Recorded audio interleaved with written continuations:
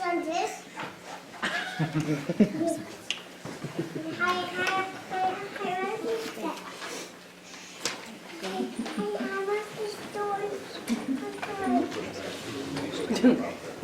Not a chance. Yeah. Grocery store. And a couple people ask for copies of this. I don't know where we're going to go, but kind of walking you can grab. That's good. Well, you were the first one to give me the little nudge, if I remember correctly.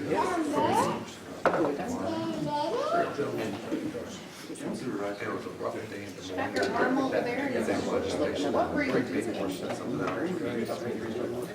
Blame it on her. Don't worry. Gotta rush over to get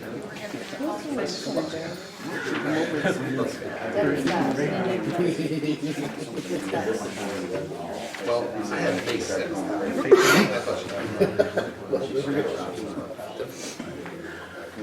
Anybody on? Just Greg. Greg's on. The 1996. That, yeah, they're on behind you.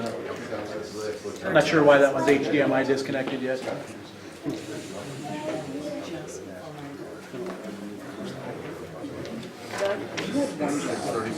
Well, you know, when you come in, you fire up the tablet and it says, update needed. I'd officially call this May 1st meeting of Mount Vernon City Council to order.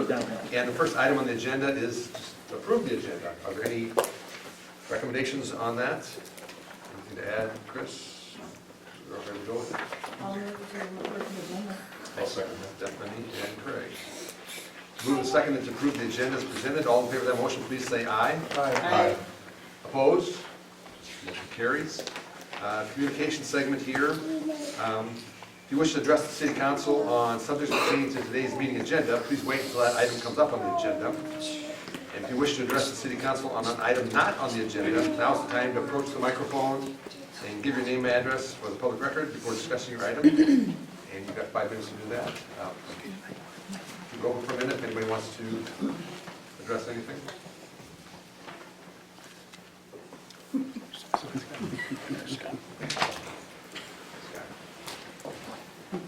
Okay, Deb is on now.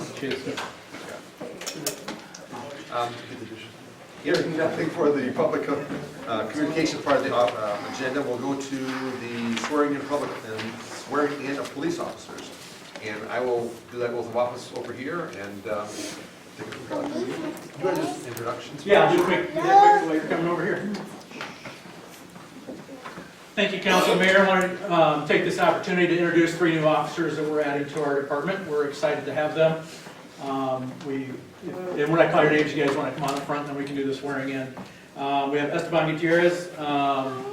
He's our full-time officer, just returned from the academy, the 21st, graduated.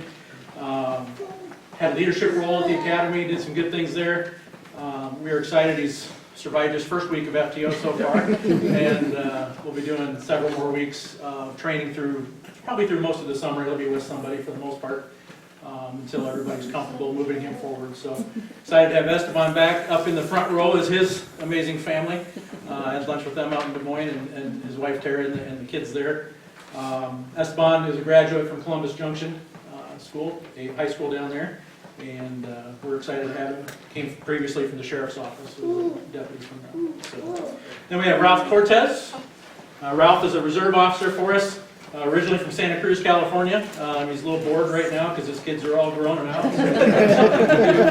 And looking for new hobbies. So he's going to volunteer for us as a reserve officer and take on, he's already tackling some of the training and working through from there.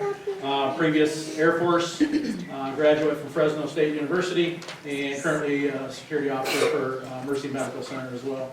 And his wife Roberta and 3 sons, who are pretty much dominating Collins Aerospace, I think. So we'll see from there. So glad to have Ralph with us as well. And then Nick Mackey, and his family's back here as well. Nick is a Midland High School grad, back Wyoming, Iowa area, so my stomping grounds. We do still hire him from Jones County. As they go. But his comes from a family of law enforcement, Army Reserve history as well. military intelligence. He's a Lisbon fire member, living in Lisbon and doing all kinds of volunteering from there. Works at General Mills currently and just has a passion for law enforcement, wants to serve the community that way, so we're going to take advantage of that opportunity as well. So, thank you guys. Mayor? Thank you. I'll read the oath of office and... You guys will raise your right hand. Raise your right hand, yes. Okay. I state your name. I, Nicholas Volunteers, Do solemnly swear that I will support the Constitution of the United States do solemnly swear to support the Constitution of the United States and the Constitution of the State of Iowa, and the Constitution of the State of Iowa, and that I will faithfully and impartially, to the best of my ability, and I will faithfully and impartially, to the best of my ability, discharge all the duties of the office of police officer discharge all the duties of the office of the police officer in the cities of Mount Vernon and Lisbon, in the cities of Mount Vernon and Lisbon, as now and hereafter required by law. as now and hereafter required by law. This oath of office is witnessed this first day of May 2023 in the city of Mount Vernon, Iowa, with my signature on it. Thank you very much. Congratulations, John.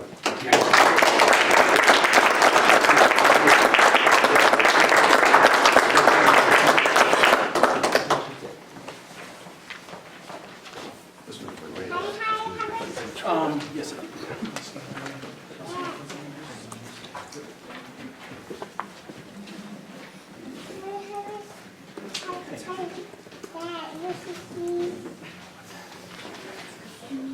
I think we are ready to go on to the consent agenda now. If that's okay. We've got 2 items, city council minutes and approval of liquor license. I had a question about the liquor license. So, Change of ownership. okay, but the notes say pending, so, It's been out, it was when I sent it, they were doing a background check on the new owner. So, but everything is, yeah, Marshall wrote for me to tell me that we were good to go. okay. With that being said, I would move approval of the consent agenda as presented. Thank you, Scott. Is there a second? Steph. Move and seconded to approve the consent agenda. All in favor of that motion, please say aye. Aye. Opposed? Motion carries. Thank you, Deb. Are you okay? Can you hear us okay? I can't hear Chris, and you guys are really garbly. Can you hear me now? I can. I didn't have my mic on, Deb. Now I do. Check the mic check before. Sorry. Thank you. I want to try to keep you engaged as much as possible here, as much as technology will allow us. Skipping on to J1, consideration of claims list, motion to approve. And there were no additions sent today, so it's what was in the original package. Any questions? Staff? Otherwise, we'll accept the motion. So moved. By Scott, is there a second? I'll second. Thank you, Deb. Moved and seconded to approve the claims list as presented. All in favor of that motion, please say aye. Aye. Opposed? Aye. Motion carries. Next item is discussion consideration of appeal of the Historic Preservation Commission decision on 724 Fifth Avenue Northwest. Council action is needed. Where do you want to begin on this one? Well, the day after the council meeting, let's say the day after that we received the formal written appeal, so it's in front of you. I spoke with Craig earlier today. I haven't changed my recommendation, but understand that my recommendation is based upon black and white, where I feel that we stand legally. There's obviously more at play in this, but I kind of leave it up. You know, we've had a lot of discussion in the last 2 meetings on this particular. You've received the formal written request, and really I don't know if there's much more that I could put on the table or anybody else can put on the table at this point that hasn't already been discussed. And you've got your recommendation in our package. I know we've got members from the Historic Preservation Committee here. I do not, this is the microphone now? Can you, just push the button on the bottom. Should be green. Great. I'd just like to say, How about an introduction just for the yes, record? thank you. My name is Sue Astley. I live at 703 Fifth Avenue Northwest in the Ash Park Historic District. and I am Chair of Historic Preservation Commission. I'd just like to start by saying Mr. Amundsen made a whole lot of claims about behavior of the Historic Preservation Commission and the timeline that we followed. I'd like to do a little bit more than just talk to the specific appeal, just to correct the record, if I could. If you will indulge me for a few minutes tonight. So the Amundsens applied to Lynn County for a building permit on October 28th of 2022. Laura Eccles, as the zoning administrator usually does, sent a request to the property owners to submit an application to the Historic Preservation Commission. We can't act until we have an application. After a few weeks passed and we still hadn't gotten an application, I wrote to the Amundsens, Mr. Amundsen, I had his email address, and this was in December, I again requested that they submit an application for a certificate of appropriateness. We finally got that application 3 months later on January 24th. 3 weeks later. 3 months later. 3 months after the October. From the October From building October. permit in Lynn County, okay, not from your letter. Not from my letter, Sorry. no, 3 months from the original application for a building permit. I tentatively put it on the agenda for the next meeting, the very next meeting, which was February 4th. That would have been 11 days after we received the application. As I usually do, I had Mr. Amundsen's email address, it was on the application, certificate of appropriateness application. I invited him to the meeting, and as I always do, I said, if you cannot come to this meeting, we will arrange another time. That's my customary response. I also said, if you cannot or do not wish to appear in person, you can join the meeting by phone, you can join the meeting by Zoom. So there were a couple of options, 3 options for them to join the meeting. I never got any response to that invitation. I didn't know if they were planning to come, if they weren't planning to come, so we held the review as planned on February 4th. At that point, there was not really enough information for us to make a decision. So the motion was made that we defer action until a later meeting, pending when we could get some additional information from the Amundsens. I sent a letter on February 6th outlining the types of information that we would need. And that letter included what types of windows they were. They didn't say whether they were casement or double hung or single hung or bay windows. They didn't say whether there were grills or not. They didn't say anything about the trim. I asked for specifications of the windows from the window manufacturer, the sizes and the profiles of the window components. Those are kinds of things that we really need to actually make a decision as a commission. 9.5 weeks later, I had still gotten no information. I didn't know how long to wait, in all honesty. I thought they might be getting, they didn't have a bid when they had submitted their application. And so I thought they might be getting bids. It might take a few weeks for them to respond. And so I didn't push on it. I didn't ask for them to act. But we did act on Wednesday, April 12th at the request of the City Council. And we had no option, we felt, but to deny due to lack of information. So that was on April 12th. I sent a denial letter via certified mail. I wanted to make sure I have a record of what I had done. And they received it on April 15th, so it was delivered to them on April 15th. And let's see, what else do I need to say? So, of course, we will accept another application. If they decide to apply again, there's nothing that prohibits them from reapplying. We do currently have a new application form that's a lot more specific about what kind of things we need. So in case there's any confusion, they can know, what kind of things we need. We need window specifications, we'd like to have pictures, we'd like to know what the element sizes are, especially for windows. And we will, I promise, deal with this as quickly, as fairly, and as openly as we can. I have done my best to try to be helpful and supportive and encouraging of the Amundsens, but we got to this particular point, unfortunately. We really want them to have new windows in their house. That's just not a good outcome. We don't like it. Obviously, they don't like it. But And so what I'm planning to do, once this is finally over, is to send another letter to them just saying, we would like to have another application and we would consider it as fairly as we can. So it sounds like you're assuming the appeal will be denied? I'm not assuming anything, but if it's denied, it will be denied. If it's not, it's not. It's not our choice. This is at your plate, not ours. We've done what we feel is appropriate here.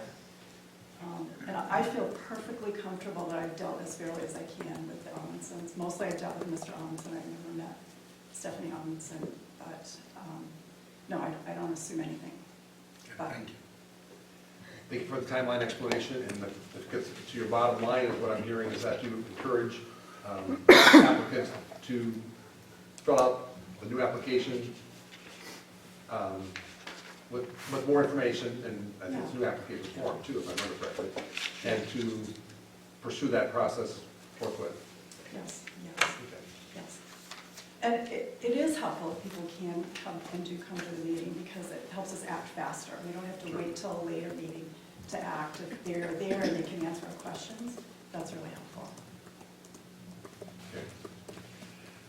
Okay. Should we let that take its course, or do we need to act on the appeal? Oh, you have to act on Act on the appeal, okay. What is the role of the council on acting on that appeal? Might I speak briefly? Sure. I wasn't aware if this was, completely done with after the last meeting or not, but just a couple things struck me. As a member of the Board of Adjustments, we look at all applications differently also, but it was mentioned a couple times that part of the chair's things that she enjoys about is that she looks at the individual applications, but also the individual applicants. And I'm sure there's no malice behind anything, but to say that could, and have that on the record could lead you into places where, people can construe that different ways. So looking at that, at the different arguments, with the differences between 100 Main Street or First Street, differences were kind of like monetary. Well, that can be argued by anybody. As far as I know, there's no financial affidavits that need to be filed. So it's just kind of what are the difference between the two. Judgment is what's at the crux of everything. But, when we say that we look at the applicants differently, and then we talk about how we've had troubles and difficulties communicating with one, and then that's the person that gets unanimous no, it can be looked at as that perhaps being a reason, which I'm sure it's not, but one could argue as much.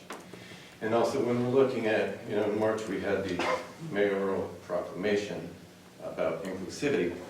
I think we really need to avoid looking at individuals and applicants and people differently, comparing people. So I think that's important to remember also. So I'll stay brief on that. Thank you for your comments, Mark. So I have a question procedurally. Is there any discussion allowed, or are we just?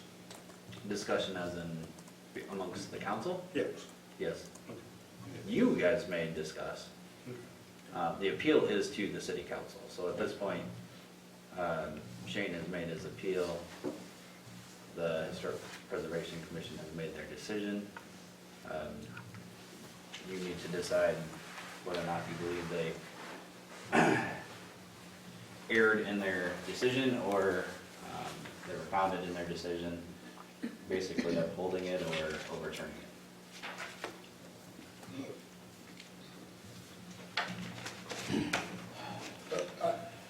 I have a few thoughts. We learned a lot over the last few months about process. In my job, my role following procedures and processes are critical. The company keeps airplanes flying, keeps our military safe. Thank goodness windows in a house don't rise to that degree. We were also educated on some of the legal terminology, and I thank Guy for that. I also thank Suzette for, Sue, Sue is fine, yeah. Sue. Is it Suzette or Suzanne? Suzette is my formal name. Sorry. My mind's not what it should be. Had the grandkids here for the weekend. And the application that was submitted, irregardless of the timeline, was submitted in such a way that, as I read it, answers the questions asked.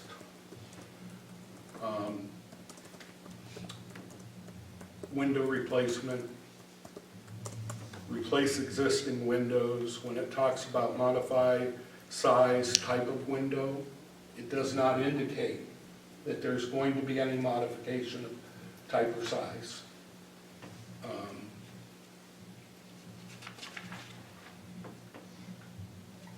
The indication of materials to be used, vinyl replacement windows. We have evidence of 2 times in the last period that replacement windows were approved. One was in advance of the certificate of improvement. One was after the windows were installed, and it was determined that it would not be appropriate financially or from a work perspective to ask for them to be removed, reviewed, and reinstalled after a new certificate of appropriateness be provided. So I can't help but notice you're at 7:03 Yeah, and the Amundsen's are at 7:24. yes.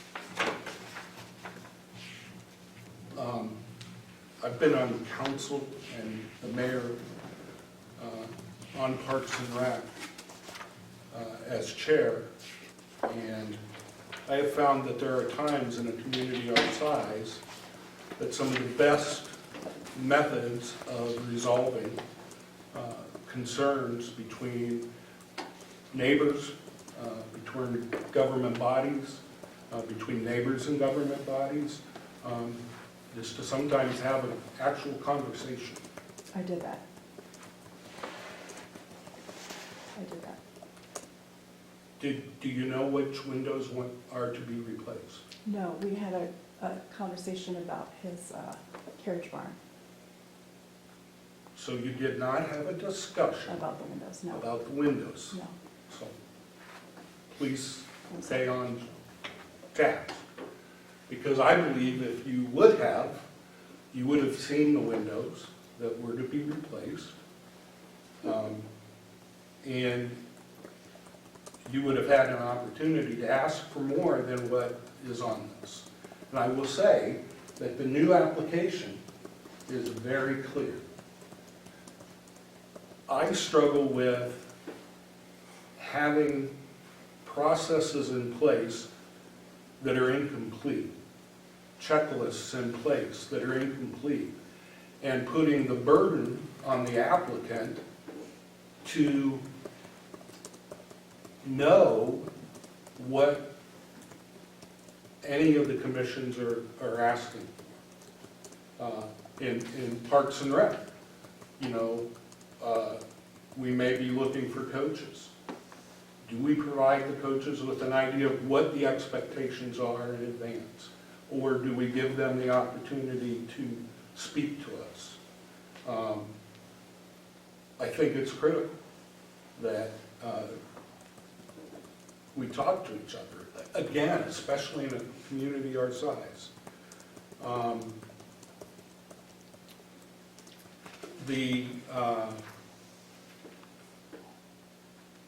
As I understand it from your explanation, the applicant is not required to be there. When an application is presented, it's the commission's duty to review the application on its merits and either provide the certificate of appropriateness or deny it. And then the process moves forward. Clearly that was not done. Had it been, this may have been resolved long ago, because we would have been following the procedure that's in place. Now, we agree, sometimes we need to change those based upon what we learned through the process. So,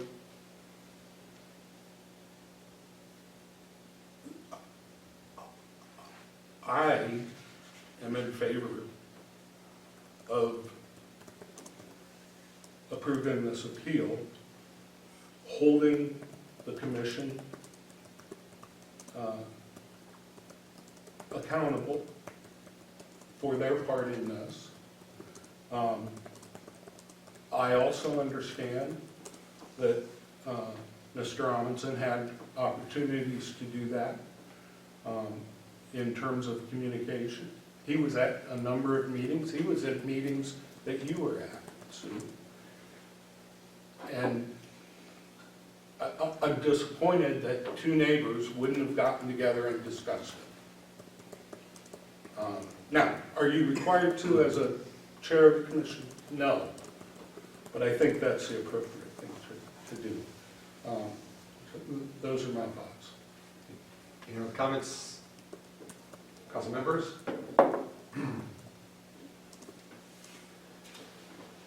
Got recommendations from staff and heard Paul's comments here.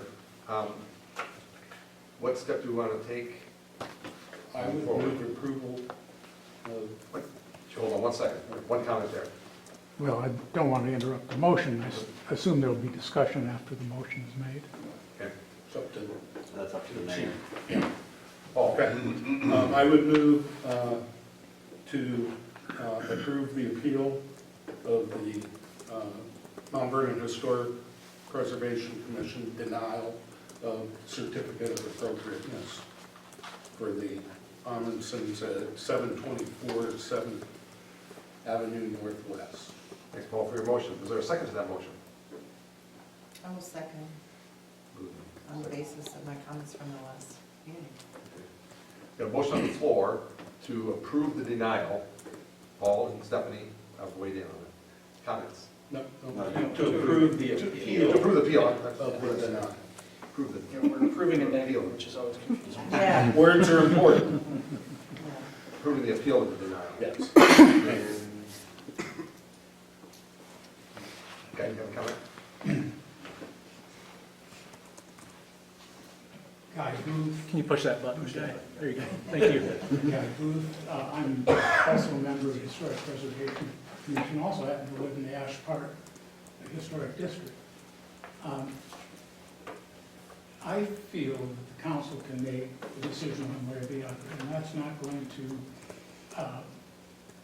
be a great concern right now, but I have some concerns about the council's understanding of what our duties are as commissioners. So I copied some of the ordinance, and I'm just going to take a couple of minutes to talk about it because I think it's important that there's understanding from both sides of this question. First of all, in the application and approval for a certificate of appropriateness, it says no individual or corporation shall undertake a change in appearance of a structure. And that's what historic preservation is about. We are to preserve our historic districts and the form and the structure of a building. And that so it's the change of appearance that is first and foremost oftentimes when we look at an application. Secondly, we need to know if there's a change to the building, does it really affect the appearance of the building? And here's where we get into this very difficult issue. If somebody says, well, I'm gonna put in windows like everybody else, this is a historic house. It's not like everybody else's, and this has been designated as a significant contributing structure in the district. So we would approach this as saying, if there's going to be a change of appearance, a person has to apply for a certificate of appropriateness. And so how can we judge if there's going to be a change of appearance when there's a fairly oblique reference to windows like everybody else? You know the districts, you know the different types of houses, and how a certain new window treatment could change the appearance of that building. That's all we were asking for. What is the change in appearance?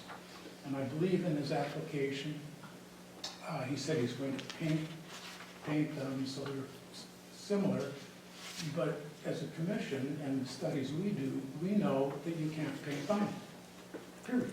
So that, first of all, gives us a little bit of concern. And this isn't would we favor vinyl or not, but our job is to know if there's going to be a change in appearance. And I think that's where we have our greatest problem. That's why we ask for more information. As you look at the language in our ordinance, it clearly says that the applicant has to provide, obviously, answers to the application, but also shall transmit that application together with accompanying plans and other information to the commission. So there were no plans, there was just a very bare bones application, and Paul, I agree that application could ask for more specific information, but in the past, it's always been a matter of people communicating, and the best communication come to the meeting. They can come for pre-review, many people do, so they have a good understanding, and we do, and then they come back with their request for an application for the certificate. So I think that's what's really important. And then it says in reviewing this application, the commission may confer with the applicant or the applicant's authorized representative. Well, again, unfortunately, there wasn't good communication back, so we were again left with this problem of not knowing what is the effect on the exterior of the building. We only have jurisdiction on the exterior. So the ordinance clearly says we have the right to ask for more information, and that would have helped us dramatically. So I just wanted you to know that we're not acting arbitrarily or capriciously on something. We don't have preconceived notions, because as you pointed out in the same meeting, we approved windows that were vinyl windows for very good, important reasons. And when we looked at that application, they had pictures of the windows, they had the contractor, they told why it would work and how those new windows would compare to what had been there. And that, again, our obligation is to make sure that the requested repairs do not affect the historic nature. And you can get windows of many different substances, whether it's vinyl or fiberglass or wood or cladded aluminum or whatever it is. But our real purpose is to make sure that it does not adversely affect the historic nature of the structure. And despite our request for more information, we didn't get that, which hampered our ability to make a rational decision. Is this going to change the appearance of the building or not? And this is a unique house. It's got some great windows that are very, very important to its historic nature. So that's what I just wanted to let you know, that this is not an arbitrary, capricious decision. And of course, when you're ruling on an appeal,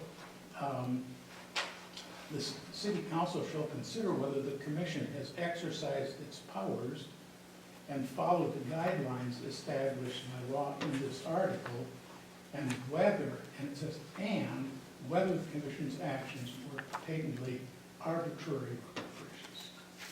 And I don't know, it seems to me, we have made a concerted effort to get the information we know on how a new window treatment will affect that property and its historical significance. And asking for more information, to me, doesn't sound like an arbitrary, capricious decision, because our decision was based quite substantially on lack of information and lack of someone coming forward and giving us the bare details that we were asking for. So I refer you to section 1305 of the zoning ordinances. And it seems to me that if we shift this emphasis on what our goal and what our obligation is to maintain the historic significance of buildings, to one where somebody could put in a window that's totally out of place on that, then we've failed in what I think the city council has said our obligation is when we set up the ordinance on historic preservation. So, again, I'm just telling you, we're trying to operate from what the ordinance says. And we don't think we're arbitrary or capricious in doing that, so. Gary, when was that ordinance approved? I think the most recent ordinance approval was in, yeah, I'm not sure if it was in 21 or in. That specific ordinance wasn't updated in 21, outside of corrections made to state code. And that's the challenge. Guy does bring up some good points. You know, in my report, I would counter that I'm not looking specifically at the person when I talk about applications. I think, personally, this is my feeling, without stating in your application specifically what items that you need to, you open the door specifically for being considered arbitrary. And as I stated at the last meeting, vinyl is now in. There's been too many applications that have been approved, so vinyl becomes a material that is going to have to be considered in the future. The question is, does the application and the required materials need to be, each application should be treated the same. The materials that are required to be presented have to be the same. It's the same thing that we do with other zoning related applications. So that's really the question. I don't disagree with what you said, Guy. You and I have a little bit different take, and you've talked about it before. Yeah. And I've always appreciated the open conversations, and I think we're dealing with an issue that is important. You're absolutely right. In new construction, I don't know if many people at all ever put in wood windows before. I think there are many composite materials, and vinyl being one of them. However, a vinyl window can look just like a historic window, but how do we know that's the window that's going in unless we are given that information? And you're absolutely right. We have made, I wouldn't say exceptions, we've approved applications for vinyl windows or other vinyl products. But we'd like to point out to homeowners the drawbacks on this, the lack of longevity, the lack of paint, the lack of it blending in with the historical nature of the house. That is an important feature of what the Secretary of Interior's guidelines are. It's supposed to be a material that is substantially similar to, if not the same as, what is being taken out. So it seems to me that we have approached this issue on other applications. We've approved windows on other applications.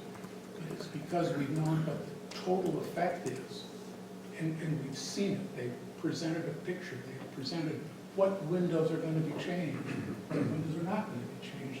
And that's all we were asking for, and that was the basis of our denial.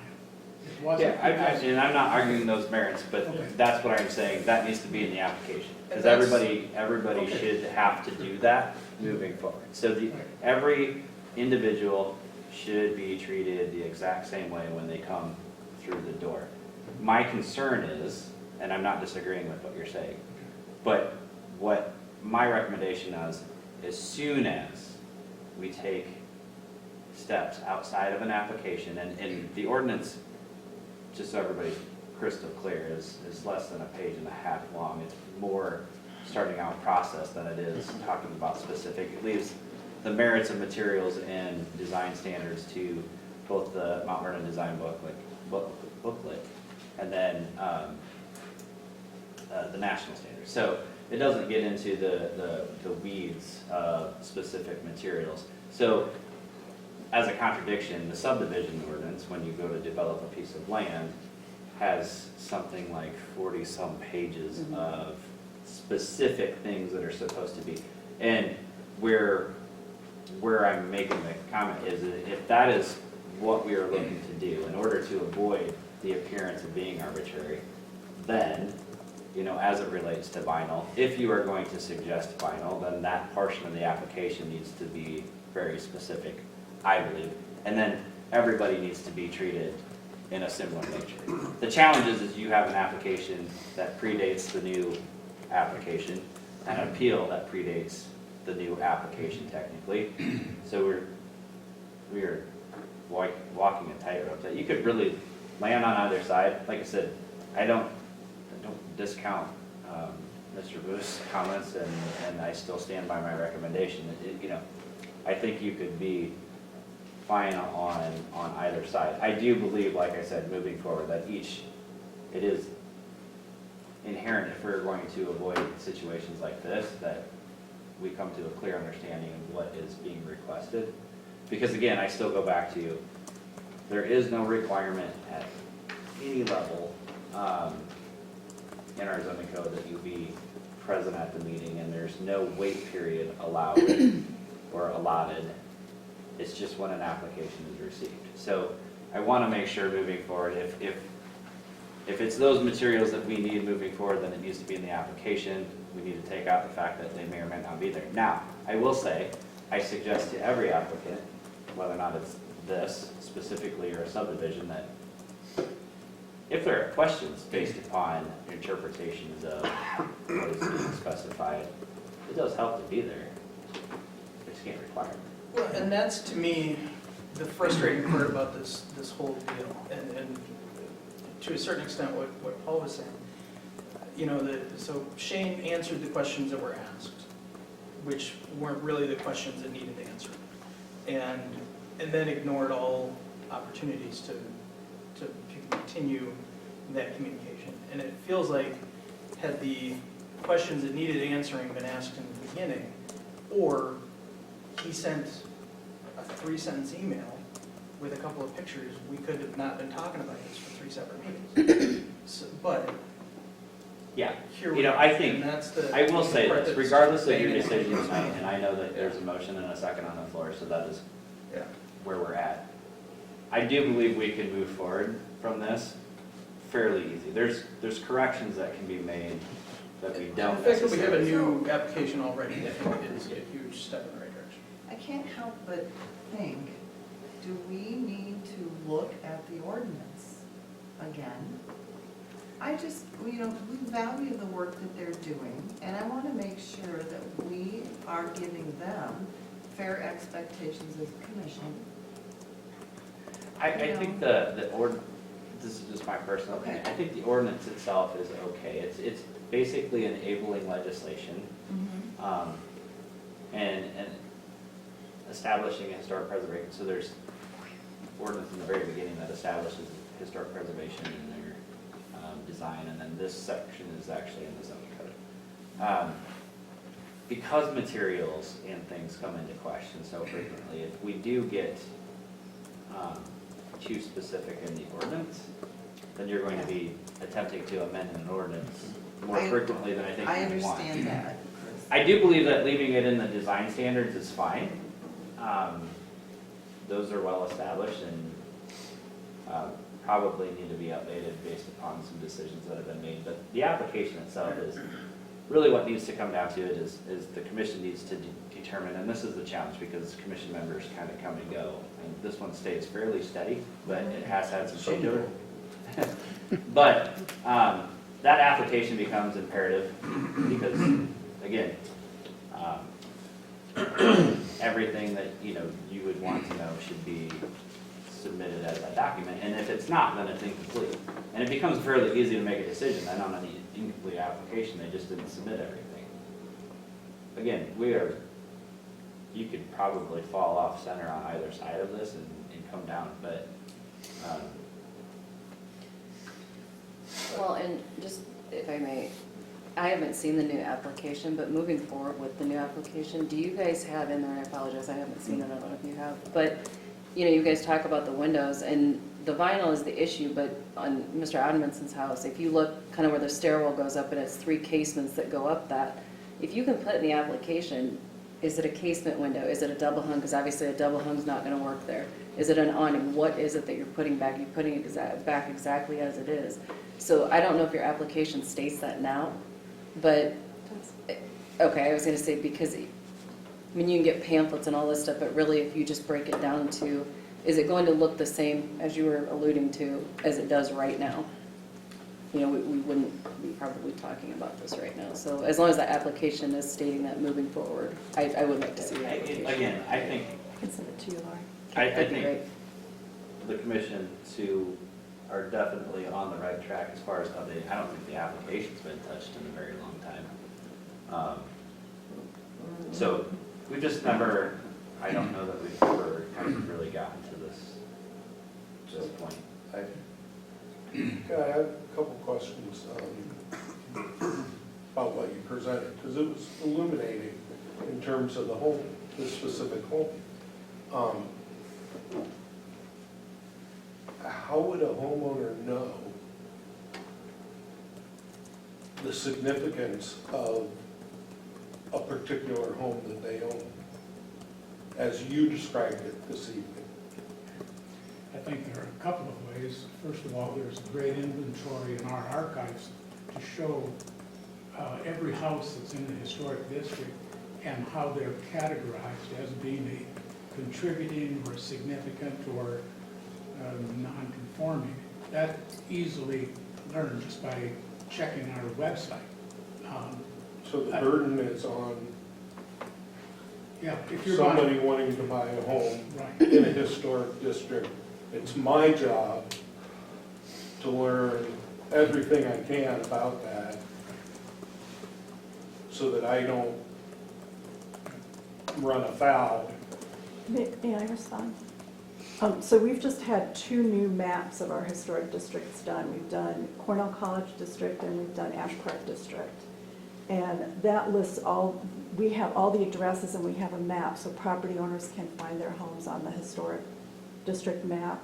And each property is labeled, whether it's a contributing or non-contributing structure on those maps. And we can have a link on our application to that map. I would never in a million years, as an individual purchasing property, think to look this up, because it's not front of mind. I'm not an expert on this. I don't know, you know, that's where I find it troublesome, is that so much of this is unknown, and a person just wants to buy a house and live in. They know where it's at, they know it's in a historic district, but where's the information, and isn't it, you know, pertinent for the city or the seller or the realtor to put forward that information? So I'm gonna go ahead and answer that. So Iowa is a buyer beware state. Okay. And the burden is on the individual purchasing the house. The challenge is, there is no requirement to come and talk to City Hall before you purchase something, and I really wish people would. But if the owners are knowledgeable and ask the question, now there's the key statement. If they are asked the question, then they are required then to answer the question truthfully. If they are not answered the question, they don't technically have to disclose anything, it's just an address. They can, then it goes back to the buyer to do their research. And while you're correct, I mean, this is just, it is what it is. We deal with this outside of just historic preservation, we deal with this on, why can't I buy a house and put a shed on it? You know, why can't I add on to this garage because it sits on the right of way? I mean, if the previous owner doesn't technically know, they don't have to disclose, and it is up to that buyer to do their research.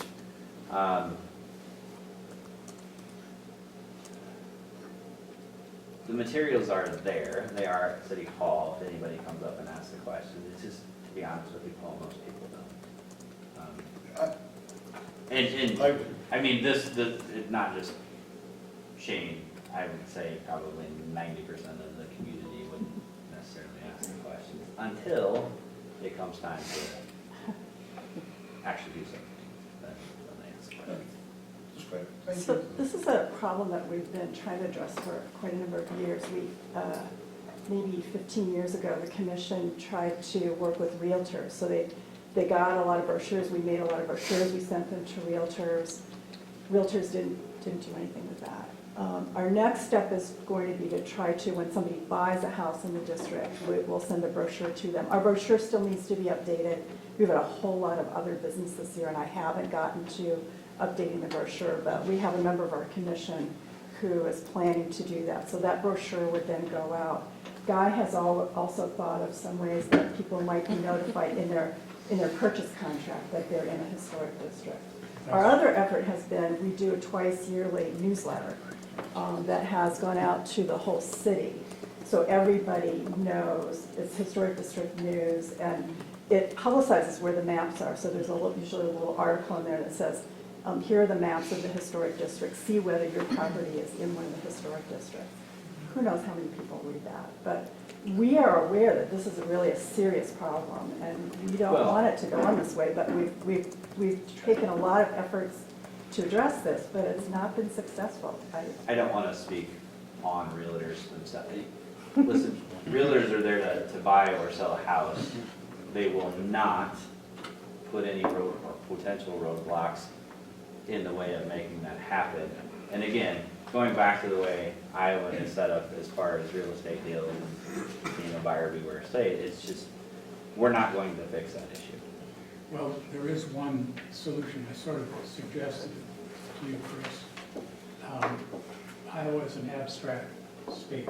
If you're going to buy a house, an abstract's going to be brought up to date. And when the city puts in an urban renewal district, or a person puts in a TIP district, this is a resolution that is recorded with the Lynn County Recorder and would appear in every abstract for every piece of real estate in Mount Vernon, Iowa. And so one thing we could explore is having a resolution saying Mount Vernon, Iowa has designated historic districts with rules and regulation. I mean, it can be that vague. But any attorney who does a title opinion for property will then recite that in the title opinion, because then it would be required to cite, you recite any covenants, any easements, anything else. And that would be a way to probably very inexpensively, the resolution that's recorded with the county recorder would appear in every abstract. Seems like we're getting into problem solving here. Yeah. And I don't know if that's what we I was need to be thinking the same thing. All good things. It is, absolutely. We read abstracts after we make the sale, usually not before. No, it's before the sale. I didn't get my abstract, I don't recall before that. Before Well, the you sale. did, but you- And we're also dealing with coming off of a period where it was such a seller's market that people were buying homes almost sight unseen. I mean, boom, that fast. We're not there right now, but But Paul's question is how do people know that they may be, there may be That's one some way. restrictions on what you can do with your house? And that's a very fair question and a good question, and that was sort of one proposal that may give universal notice to anybody who purchases a house or a building that's in this district. So I think to Craig's point, Yeah. we need to move forward on the appeal in front of us. I've learned a lot again, as I always do. Well, may I ask one other question? And I'm not saying how you're going to rule on this and move on this motion, but if you overturn the commission's ruling and say we are going to approve your application, you also have to tell us what does that mean? And the city council then has to tell us, what are you saying? If you overrule that, our decision, where are we? There isn't a decision that anybody can act on. We still have requirement for a certificate of approval or not. And I guess, I don't know if the city can say we hereby grant a certificate of approval, or you could probably rule that they're entitled to put in whatever kind of window they want. But I think the city then has to also tell us what their remedy is here. The appeal is the application, so if you overrule this application, it is specific to this application, it would be specific to the windows that were requested. So Can I have the ordinance says, in exercising the above-mentioned powers, the city council may, in conformity with the provisions of this article, reverse or affirm, wholly or partly, or may modify the order, requirement, decision, or determination appealed from, and may make such other order, requirement, decision, or determination as ought to be made, and to that end shall have the powers of the Historic Preservation Commission. So I guess I would be asking them, if you overrule our decision, what are you telling us the result is? Because we have to know that too. So Well, I just, Let's get Deb in here, yes, yes, Deb. I heard two different words as Guy was talking. I just want to have clarity, and it gets kind of to what are we asking for in the end if we go to this overturning. And I heard you say certificate of approval, and then previously I heard the terminology certificate of conformance. Are So they it's the same actually thing? certificate of appropriateness, the other two don't exist. I would answer the question based upon, and I'm trying not to read between the lines, based upon the motion that was made. If you overturn, or as your suggestion, overturn, it is specific to this application, the applicant would be able to replace the four windows. And Guy, just one point of clarification, if I may, Mayor. Yes, If I may. yeah, please. Okay. I thought the last part that you read said that if we do overturn that, we then take, what's The role. the role of the commission? yes. So wouldn't that mean we would then issue the certificate of appropriateness?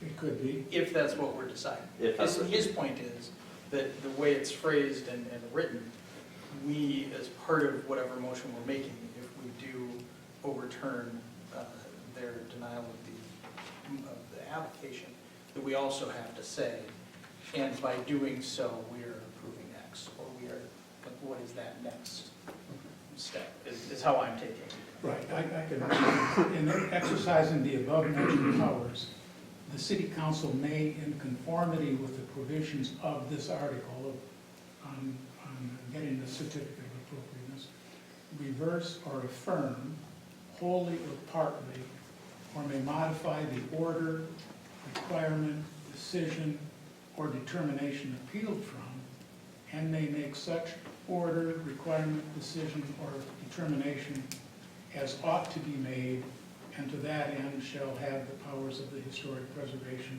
Commission from whom the appeal is taken. So you will step into the commission's shoes and say, is this approved? What is approved? Some of it, all of it, none of it? And I think I would just say parenthetically that you will then be in the same position as the Historic Preservation Commission. You don't know what you're approving. That's been our problem from the beginning of this. So, anyway, I would just like to say, I hope we're all moving forward in a positive way, and I think we are. We know how we would like to get more communication, and not only with Mr. Amundsen, but with the council, and resolve some of these issues that have come up really for the first time. They've not come up before. Sue and Guy, just one final question from me, and that is, has the HBC ever approved remodel in a historically significant home within Ash Park District without seeing drawings or pictures or plans? Well, first of all, Maybe go, not ever, but. yeah, well, as you know, the process is that there has to be a certificate of appropriateness, but there also has to be an application for a building permit. The building permit is going to have a lot of this information. In this particular instance, I'm not sure that there was a building permit at all.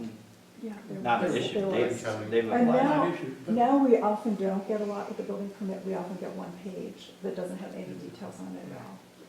So in the past, we sometimes got building permits with more information, but we don't now. So my question is kind of a yes or no question. Any recollection? No. No, You've never approved without seeing pictures or plans or? no. I'm gonna disagree. I was gonna say there are. In 7 years that I've been here, yes, you have. We have, okay. Yes. And that's what we're trying to rectify here. And so. Yes, going now, back, we listen, approve this. It and you is, say, this is not how triggered we by a change building things. permit. If we're, like I said, you have a motion, then you have a second on the floor. It is not triggered by a building permit. It is triggered by any permit that is required by the city. The reason for that is because not everything that affects the outward appearance requires a building permit. So, whether or not it's a demolition permit or something like that, it's any permit that is required by the city triggers a review within the Historic Preservation District. Even in our old applications, we had a box,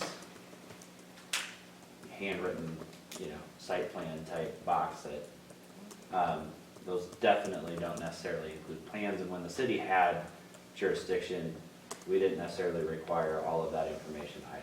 So, now, I would say, while Suzette has been chair, no, we haven't. But in the 7 years that I have, I'm in my 7th year, I won't say 7 years. But, yes, we have. But, again, we don't necessarily get, on a grand scale, we don't get a ton of applications on an annual basis. But you can go in the Historic Preservation District and see that there's obviously been applications that have been approved. But just want to make sure that there's, yes, we have. So, Paul, do you want to revise your motion, or can you? Let's deal with what we've got on the table at this point. Yeah, I have an idea on how to reconcile this, Oh, once we, yeah, depending upon the outcome of this. Sure. yeah, okay. At the stage where we accept the friendly amendment, is that what you're asking? My motion is to reverse the denial of the certificate of appropriateness. The original motion was to approve the appeal, Oh, yes, okay, of the denial. yes, that's right. Okay. You okay with that wording, Marcia? You got it? Yep. So, thank you guys for your comments. We've danced around multiple issues, the historic preservation relationship with council. We've talked about a lot about the scope of what whose responsibilities are what, and we've talked about ordinance changes and so on, but those are not germane to the item that's on the floor right now. So, we've heard a recommendation from staff. I think we've gathered everybody's input, so if we are ready to vote, if you are ready, Deb, okay. Do you have a question? I'd like you to read what was presented, or what the motion was. Can you read it, please? Do you have it, or should I try it? Yeah, go ahead. Okay. The motion on the floor is to approve the appeal of the denial. Thank you. Is that accurately reflected? Yes. To approve the appeal of the denial. And if we understand that motion, if we're ready to vote on that motion, and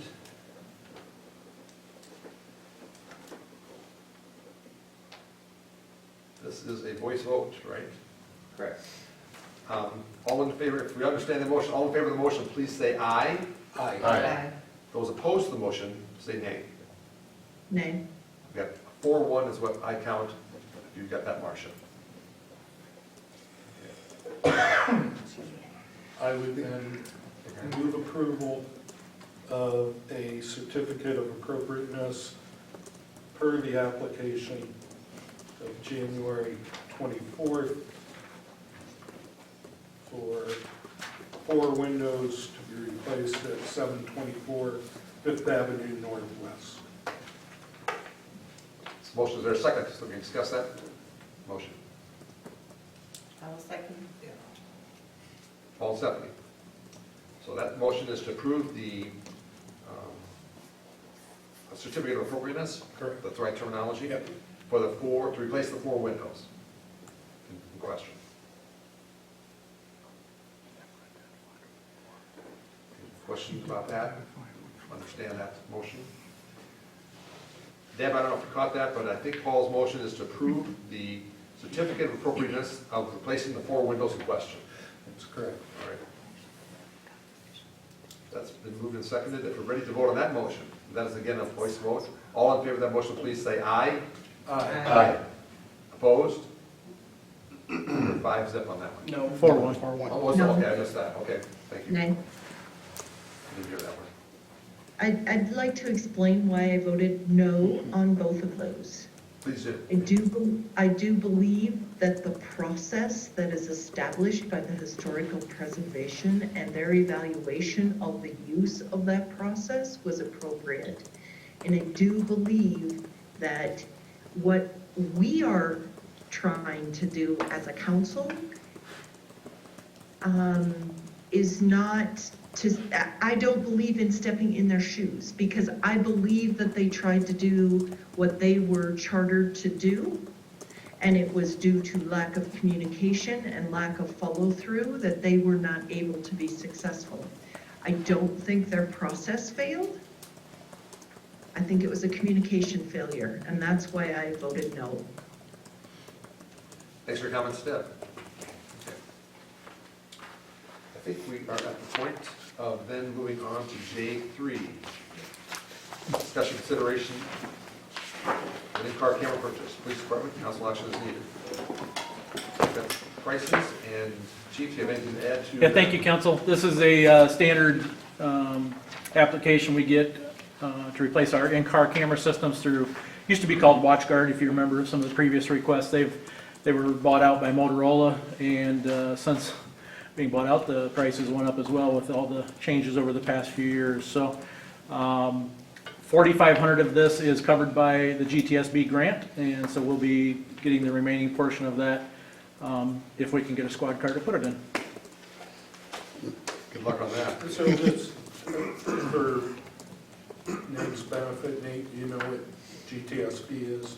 Governor's Traffic Safety Bureau. Okay, good, thank you. And so, would we be approving the 7220 or the difference between that and 4,500? So you're approving the 7220, the grant will offset that, but Okay. it is a piece of equipment that we obviously have to have. So in the off chance that the grant ceased to exist. We'd be on target for the 72-inch. Correct. We pay for it, we have to receive it, then we send them the serial numbers, and then they send us payment for the 4,500. Okay. That's the process, okay. For the explanation, are we ready to move forward on that? I would move to approve the purchase of the in-car camera for the police department. Thank you, Craig. Is there a second? So moved. Here, a second. Scott? Moved and seconded to move forward on the purchase, 7220. Any further questions, Chief? Ready to vote on the motion? All in favor of the motion, please say aye. Aye. Opposed? Motion carries. Thank you. Moving on to proposed LBCP increases. We have a handout from Mr. Siders.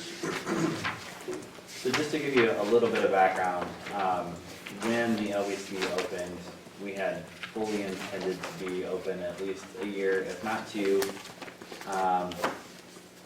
At the time that we had that conversation with council, because it was so new, we were not 100% sure on our revenue estimates.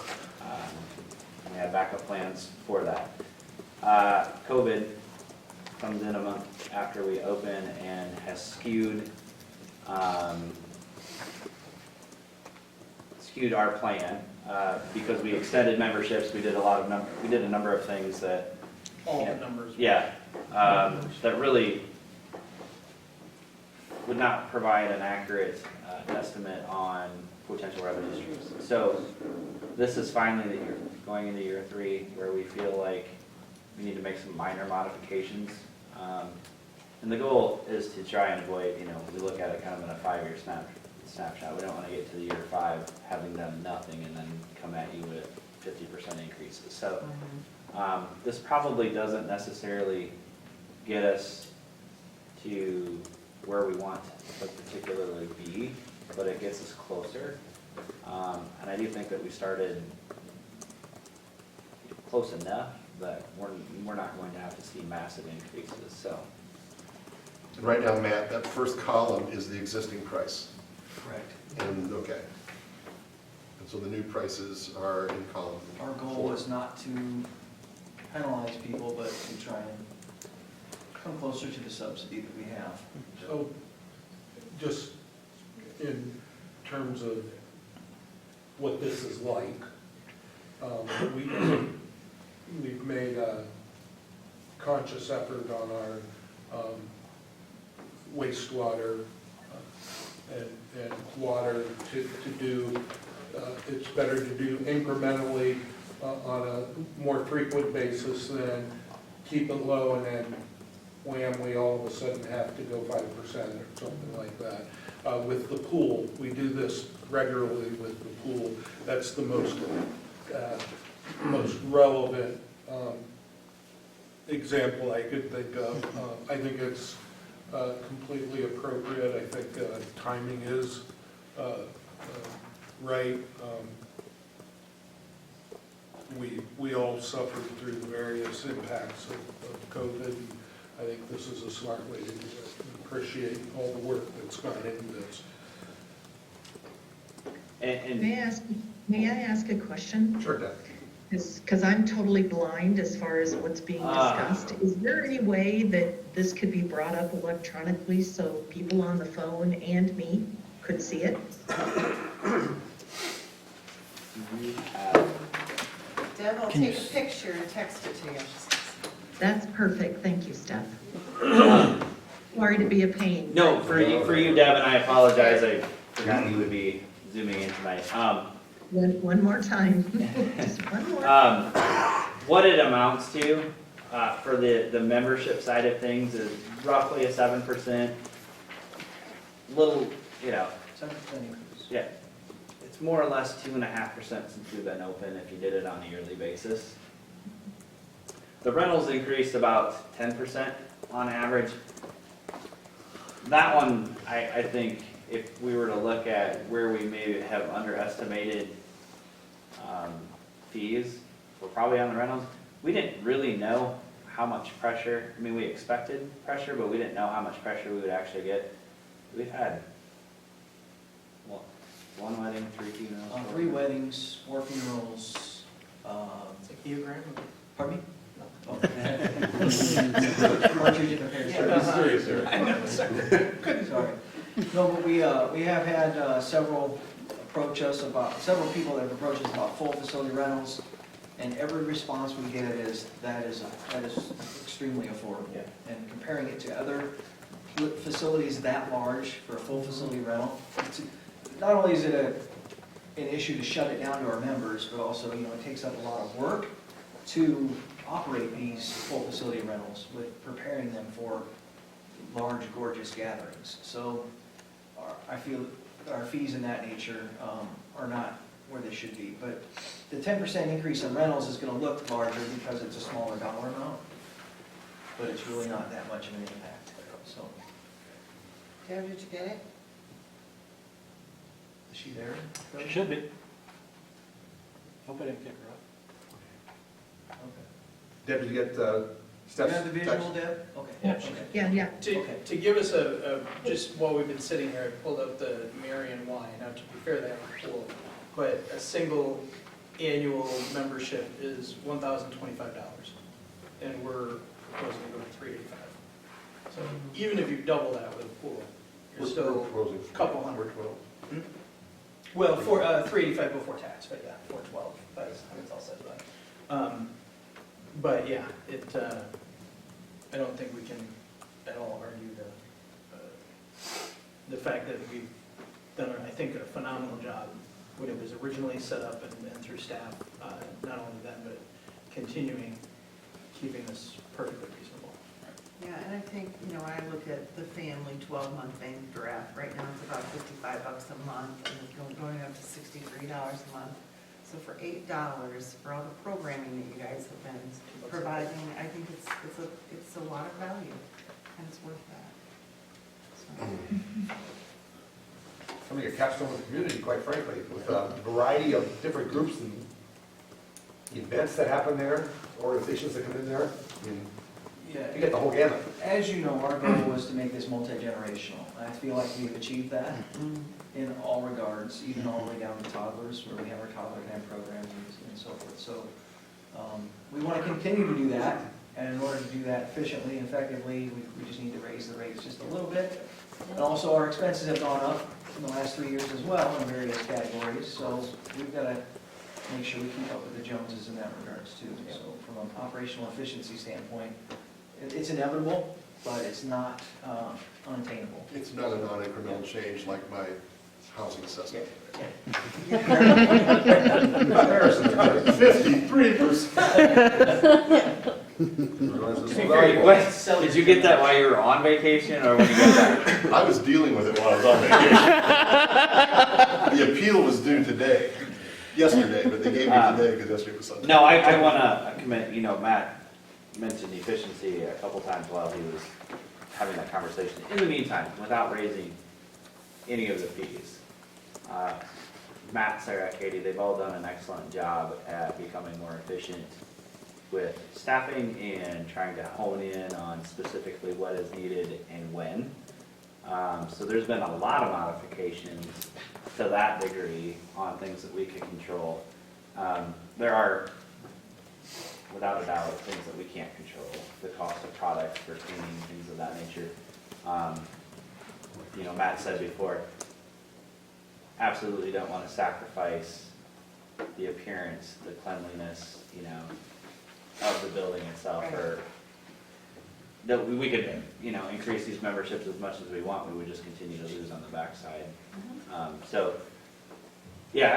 comfortable, like I said, if you did it over a 3-year period, knowing that we didn't do anything, we do raise water and sewer rates 3% annually, just to make sure that we do not get out of line, and that would be similar to what we were doing here. We just haven't done it until it's done. So with an approval, what's your plan for when you'd like to Well, put this this is, into effect? yeah, so we'd like to try and, it makes sense to do it in the fiscal year, so July 1 usually take effect. If everything is looking good where you want it and no changes need to be made, we would start publicizing this to our members, that, hey, Rates are going to go up July 1st, but we will allow them to have an opportunity to extend their membership. What I mean is basically sign up early for another year. Unless you would prefer to allow more time, I feel like timing fiscal year is good because it keeps us on a cycle. But Just, we're open for just suggestions. play, I mean, and chances are I'm going down the rabbit hole, but if somebody comes in and says, well, if it's going up, I want to pay 5 years in advance. I can make that happen. Okay, all right, be ready for the conversation, all right? Well, you know, I So can to make that answer happen. that question, the answer is no. Yeah. We can only sell, so the maximum we will sell is a year. Okay, Yeah, all right, yeah. which is fair, I just, you know, as long as we're. I can't. Yeah, but to that point, and I did send an email to you guys on this effect, that, you know, when I've been a member of gyms in the past, you sign up once, that goes into effect, and it continues to come out of your account. And if you don't use the membership, they're just getting the money. And they'll let you know if it increases, and you can make a decision to stop it with a 30-day notice. But our renewals don't work that way. Our renewals force people to go in and fill out 3 more sheets of paper, and your employees to process 3 more sheets of paper, most of which has not changed. So you guys, I would just really encourage you, if there's any way to change that process. We have legal looking at because- that right now.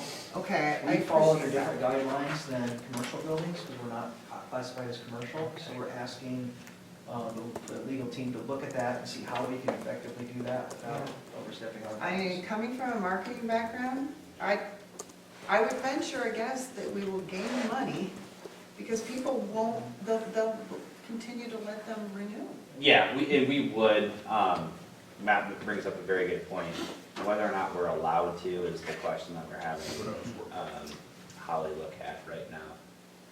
How are other places doing that? I That's mean, Well- for-profit. But we they're talked classi- about the for-profit Yeah. places, but I don't know Oh. about the other nonprofits, so, Yeah, and that's what we're having them look Okay. into, because we're a government entity, yeah. whether or not we can have that auto renewal, trust us. So, From yeah. a staff perspective, they would love I mean, to have the auto. especially if Is that you one of my got- vehicle rates don't just automatically, I mean, sorry, but I mean, it's the same thing, right, like government entity.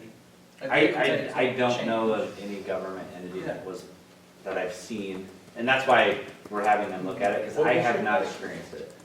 Off topic, but. No, the thing I'm equating it to is my vehicle registration cost hasn't changed in the entire time I've had my car. But I yet every year have to log on, pay for it. It's the same, it's an annual membership effectively. So Right. that's what I'm, Yeah. you know, I mean, Yeah. to me, that's the equation. And It's it a does- government entity, it- so. It does change as your car. My car's old enough, it does not. Okay. So, but there's no box where I can check and just say, keep it going So until I my sell my car. check does, or my truck doesn't change Right. that. Okay. Yeah, yeah. But anyway. No, I actually think it was a good analogy. Same, there we go.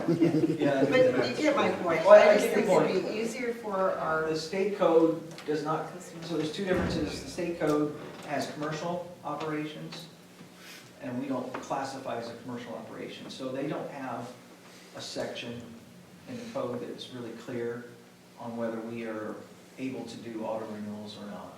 even if you've got the verbiage on the contract. Yeah, we well, still that's have to another have the reason- enabling Okay, legislation. okay.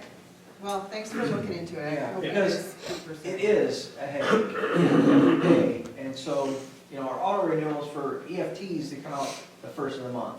We don't prorate. If we were to prorate, or we were to start memberships every day of the month, I would need to hire a full-time staff person just to monitor that. Yeah.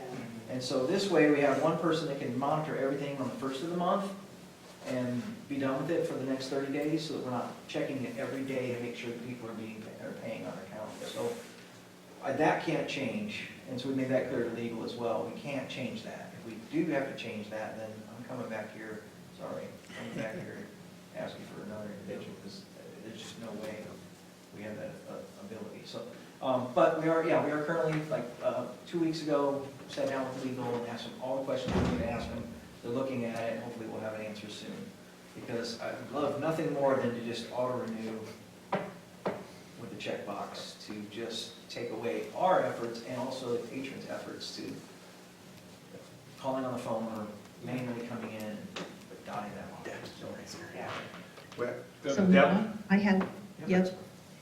So when I look at your spreadsheet, something that just is not good practice, you should not quote sales tax on your spreadsheet.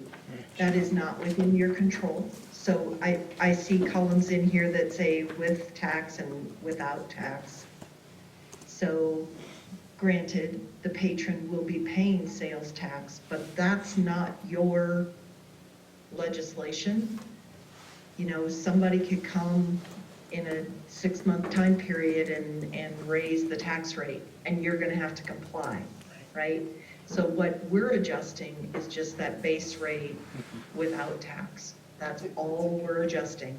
The sales tax will be what the sales tax is. You should not quote that to people. So the That's issue we have, never- I'm not sure I understand. Never, ever quoted. Okay, well, I'm not sure I understand your question in full, but one of the issues we have right now is our membership rates are a standard rate, and they do not show sales tax on our membership application.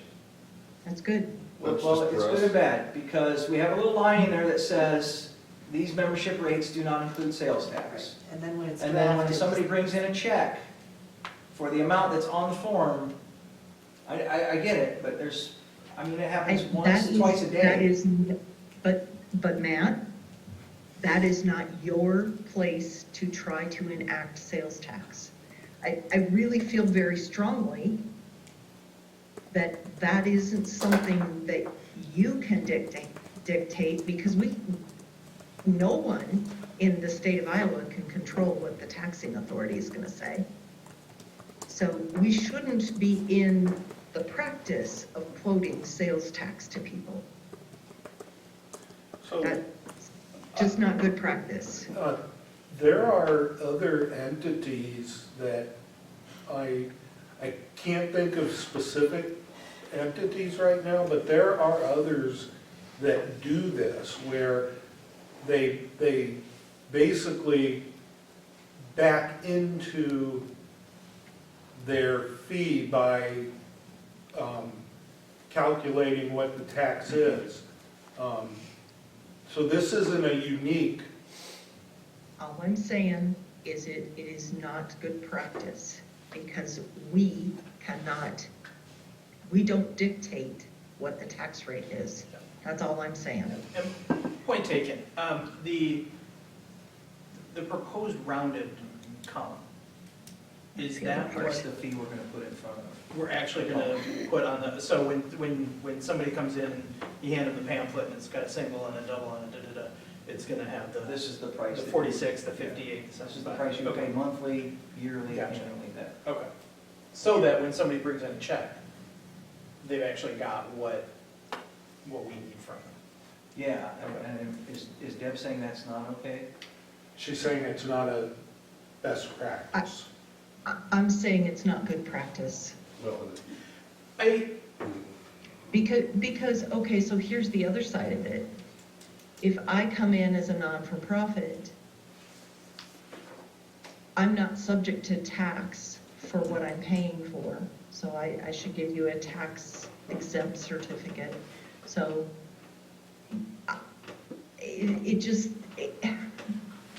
having quotes with sales tax in them, quoted prices with sales tax in it, introduces some risk that I don't know that we as a city would like to take. That's just my humble opinion. what if you change the wording, you know, proposed with current sales tax rate as of date, you know, on the document? Then you get to do a whole bunch of bookkeeping on the backside. Because like somebody said, you gotta do the backwards math, because it's not your money. It's not the city's money. It is not our income. It is put in an account that is a payable to the state of Iowa.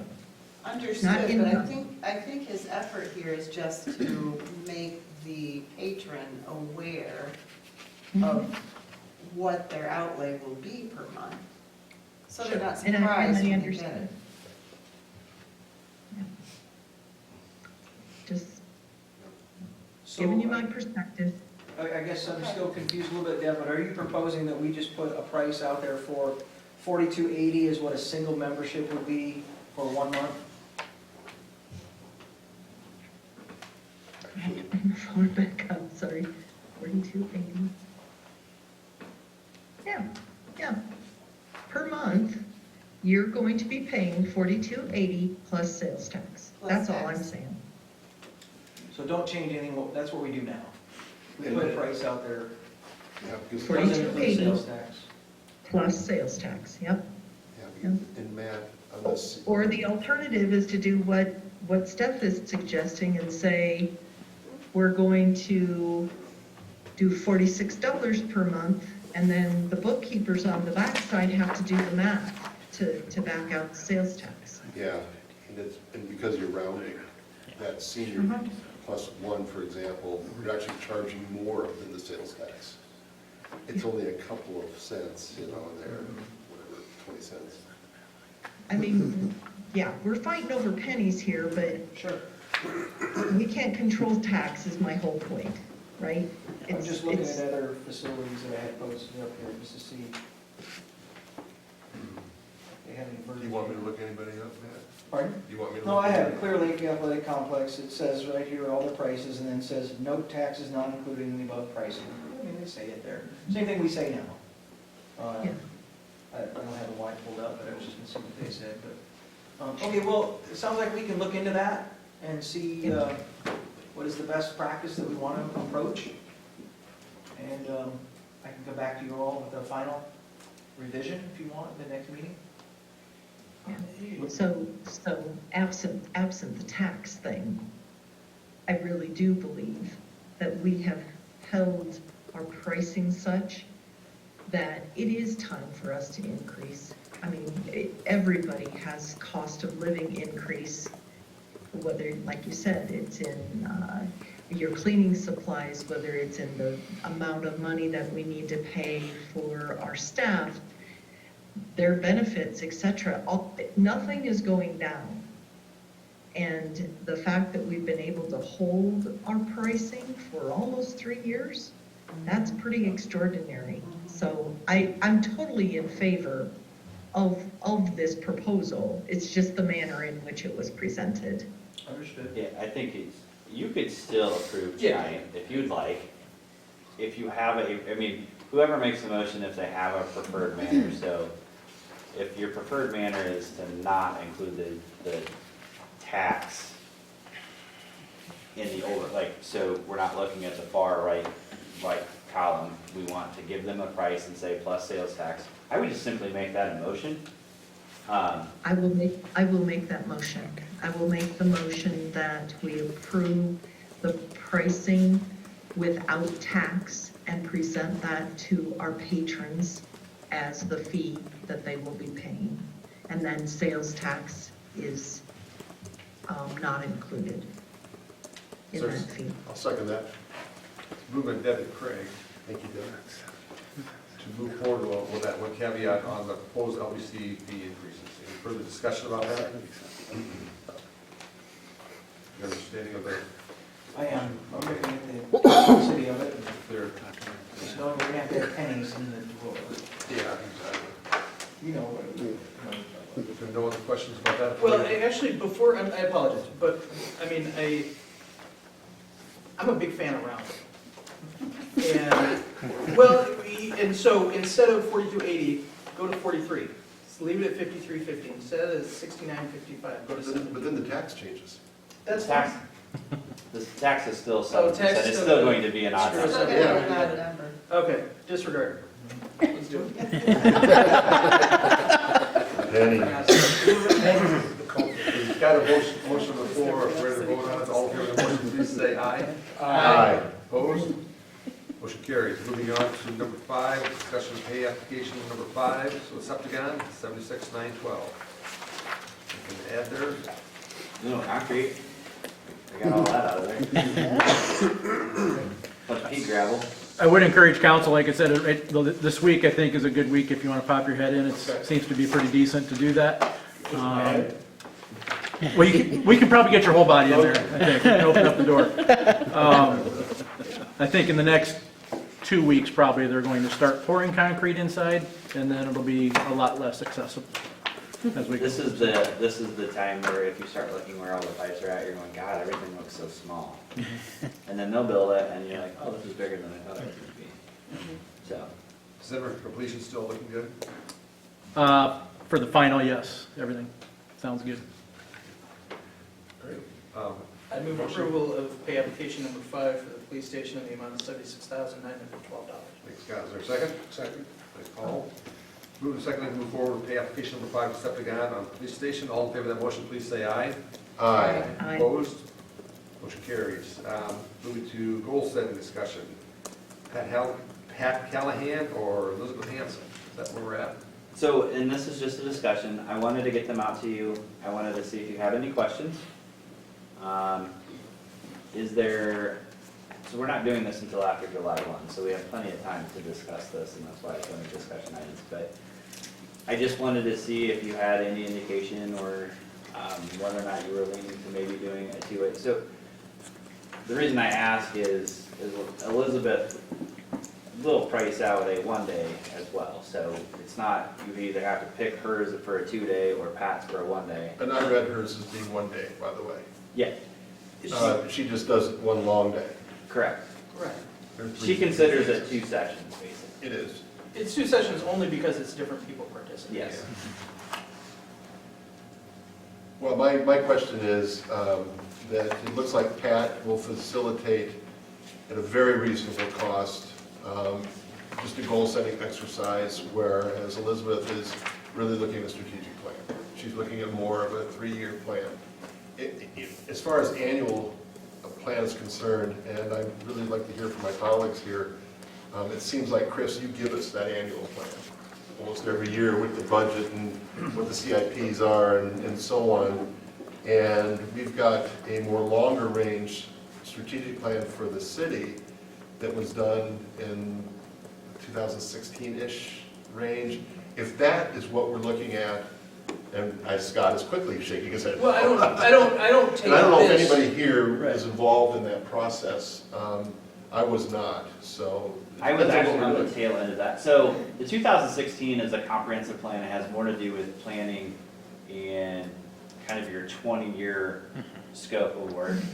This goal-setting session is for you to somewhat hone in for staff what your Prioritize. immediate goals are. And it doesn't necessarily have to be, I mean, the comprehensive plan is comprehensive, but it's mainly land use related.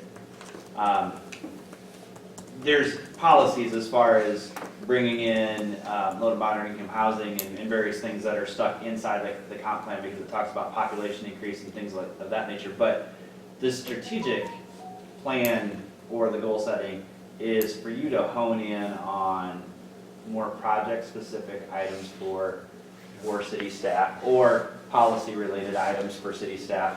That is your 2-year snapshot for us to kind of push forward. So what's resulted, you mentioned the CIP, and we've used Pat at least a couple of times in the past. Yeah. And following the exercises that we've gone through with him, it then gets compiled, he sends us a report, but then Chris turns that typically into the CIP, and it's like, okay, you guys told us, here's your top 10, we've got to do them this in the next 18 months, or whatever. It's been effective. Right, yeah, it's been very effective. And then, you know, and these had support, but they weren't, you know, front and center, so there's three years out, you know. that When was the last time the council looked at the long-range plan? And as a former consultant that used to look at a lot of long-range plans, I would look to Pat or Elizabeth to review the long-range plan, and as part of this process, even though we're looking at it for 18 to 24 months, to make sure that in the 2016 20-year plan, there aren't naturally, as a part of progress and progression, things that are coming up that need to be done, that were looked at a few years ago, or are they moved now? I wouldn't say they're mutes. I think there's, so here's the We challenge. would decide that. Yeah, I think the challenge with this is, the perfect example, the last two-year session that we did,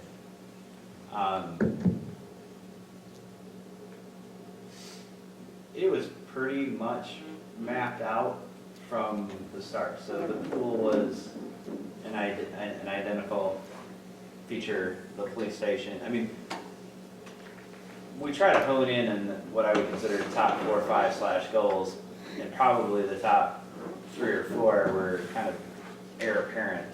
I mean, there was, 5 red dots on those 3 or 4 items, and then a series where it starts to get muddy is after that.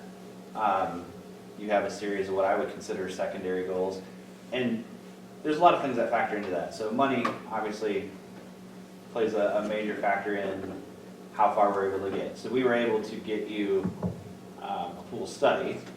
We haven't been able to get you a pool. Some of that, is going to continue on regardless if we do a strategic plan that looks out 10 years or continue to take a 2-year snapshot. But what I'm getting at is the 2-year is great. It really sets a path for staff to say, here are some tangibles that we want you to see done in the next 2 years, but that's not all we do. I mean, there's a lot of things that happen. My point is that the long-range plan should advise the short-term plan.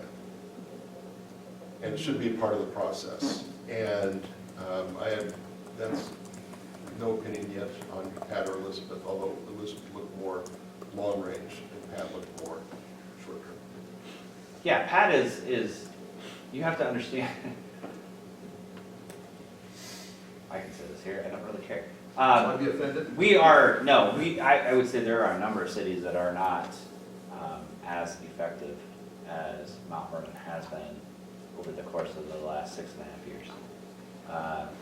We've had a wonderful council that has been pretty focused on their path moving forward. So, whereas, I mean, Pat, when he has come, thoroughly enjoys coming here because it's not controversial, it's not adversarial. But I have been in planning sessions of this nature that will take 4 to 5 hours, and there's no consensus at the end. And so it might be time to look at something more strategic and more long range. I did not put that out there to either consultant that way, although Elizabeth is only... She uses that language. Yeah, she was only out of an administrator role for a couple of years before she kind of took on this, and she's back in it partially, but she, so whereas Pat has been a consultant for a number of years now, having left the manager side of things a while back. So as I said in my email, I know both individuals. I'm happy going in either direction because I think they're going to do a great job. Really what it boils down to is how much work do we put into it on that front side. So, in Pat's case, what he's done is sent out a survey to both council and department heads prior to that meeting, and it really boils down to how much work do we put into that. If we're short-sighted and we put everything in there that we're already doing, then the plan is nothing more than just an okay of what we've already planned to do. Makes my job easy, but... If we choose just to go forward with what we've done in the past, and I've not been involved, at some point, I would encourage the council, with your leadership, Chris, on this, and Lori's, to look at the World Long Range Plan again sometime, just to see where we're at with it. Yeah, my suggestion would be this. The comp plan is fairly new for a comp plan, and it has specific information in there that is required by state law. Like I said, more on a planning and zoning type atmosphere. We have, in my time here, have not sat down and done a retreat or what I would consider a strategic meeting to set forward kind of our vision for the next few years, and mainly because we've been that busy. I mean, it's really been, Which is why it's probably a Yeah. good time to do this, because things did blow up right when the plan yeah. started. I would say that, in this regard, we could get through the goal-setting session and on the strategic plan side of things, that becomes, you know, either another consultant or we just have a retreat and talk about that process moving forward. So, I mean, that's kind of what I was thinking made sense in terms of the long term, because those are really sort of darts that we're shooting, because as we've been, you know, very abruptly reminded that things can change in a, you know, in a flight from one country to another, and one individual spreads COVID.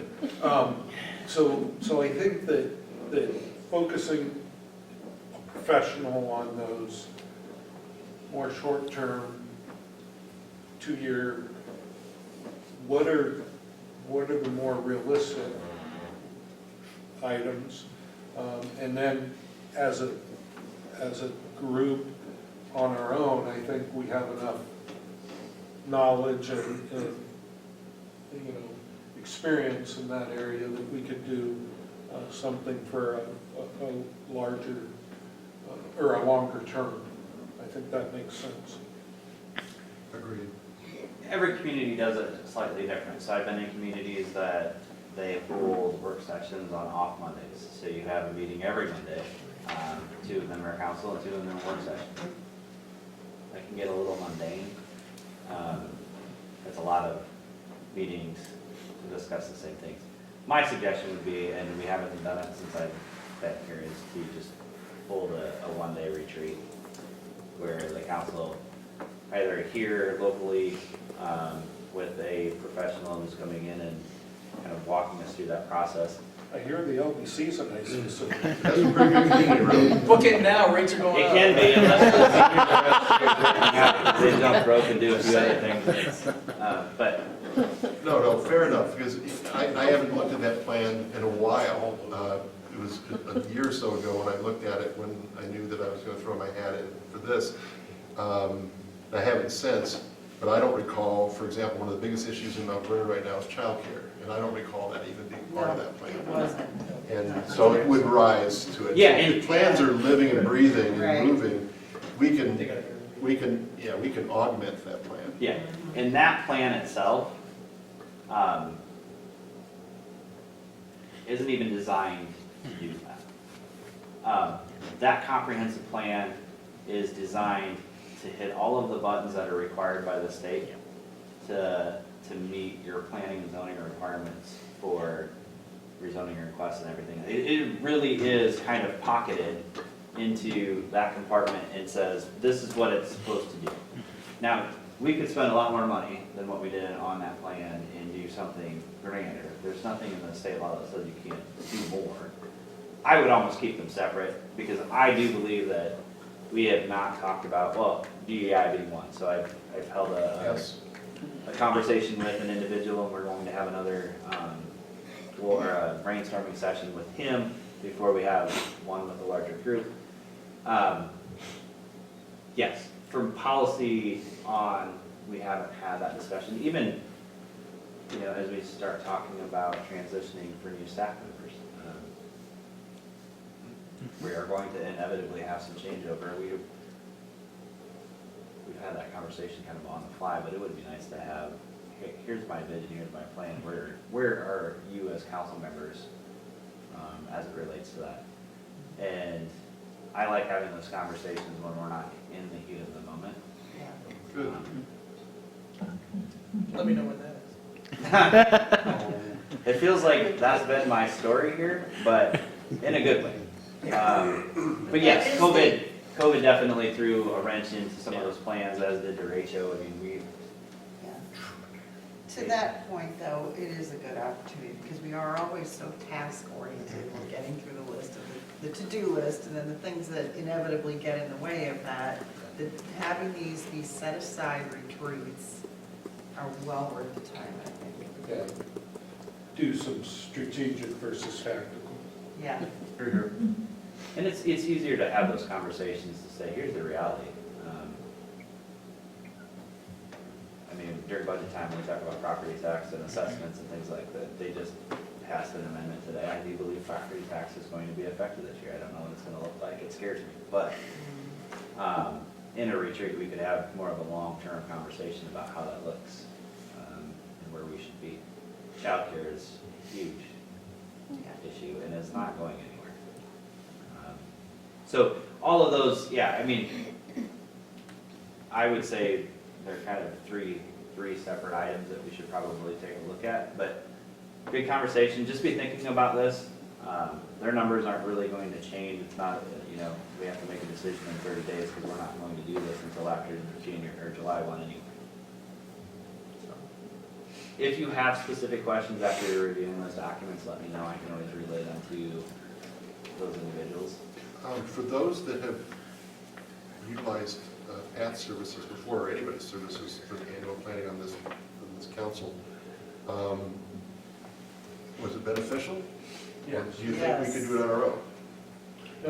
No. For the short term. That's almost unanimous. Yeah, for the short term, it's beneficial to have an outside party because we will drift. No. I will say, we did, and so you know that we've used Pat twice since I've been here, and we did do it once on our own. Exactly what Paul just said, though. It gets very easy for us to get off task, and I think that's what, of all things outside of compiling all of this into a report, that either of these individuals are going to do well is keep us on task. I spent 30-20 years working with college and university administration and faculty, so I know about it. Yeah. Yeah, so And in a the strategic planning location long that he term, brings. drift is sort of where you want to go. Sorry, yeah. Deb, could you repeat your comment? Yes. I just said it is the facilitation that he brings and making sure, and by doing that, it's that everyone has a voice and no one is being talked over. So to that end, I think that the skills either one of them can probably bring would be beneficial to keep us corralled and moving in the right direction to achieve what we're there to do. Good. There's much value to the process, yes. Yes. Yeah. Moving on to reports. Recommend two things for mayor's report. Did a rain barrel distribution for Lynn County Sustainability and gave away 20 rain barrels last weekend in conjunction with the cleanup day on Saturday. And could have given away another 20 more. But, so thanks for staff for helping me. We have to send it back for another load.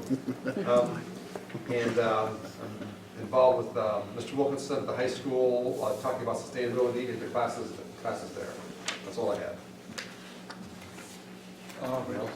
Yeah, I will be traveling for business on the 15th. It's highly unlikely I will have the opportunity to zoom in, but if I can, I will. I'll be on the West Coast. I think if you're lucky, I think the next couple meetings, by virtue of just timing, are going to be very small agendas, they typically are. So I also am out And on I've the got you in 15th. Europe, Gary. Are you guys available? Yeah, I'm here. Okay, so I think we'll still have a forum. I will do my best to keep that to a minimum. There are a couple of purchases for the PD that will have to be made. Those are all planned equipment purchases that were not part of the original bid packages. So outside of that, you'll have that information. If you have any questions, Doug and I are available. Any other comments?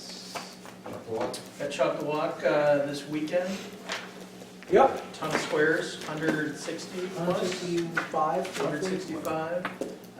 The food trucks have moved. Stella's favorite part, the lemonade guy is going to be down on East the other stand side. and the west stand and Idle Physical Therapy parking lot. Excellent. And today was the first day of bulky item pickup, which was notably marked by the pickups driving slowly through town, perusing all the piles of stuff. So, and I just watched out my window. Yeah, but reuse, It is, it's fantastic. sustainability. Yeah. It's a win-win. By having it out early, 2 of my 4 items have found a home. But I'm pleased. I will say- Because mine are still there. You got bad junk.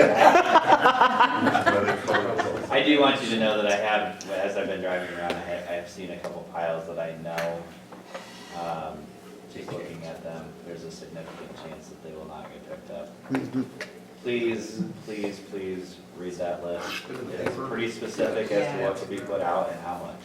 So, yeah, it's been in the paper, there's pamphlets at City Hall, there's lots of opportunities to find that information. And something I heard a month or so ago, as we wrap this up, for next year's chocolate walk and any of our events that we have, is that there's been more than one time that persons have said to me, it'd be nice if there was a water station where you could fill up your bottles of water. And in fact, get to the point where we don't sell bottles of water in plastic. It's not gonna work obviously for this weekend, but just for sustainability purposes and like, so. Put that on our agenda for another time. City Hall drinking fountain? Yeah. You get to clean the bathroom. I heard stories of that first couple of years. To that point, though, I will say, every time I go to my office, I look at the count, and I know 32,000. Oh, yeah. Any other items need to come before this meeting? If not, then we are adjourned. Thank you very much.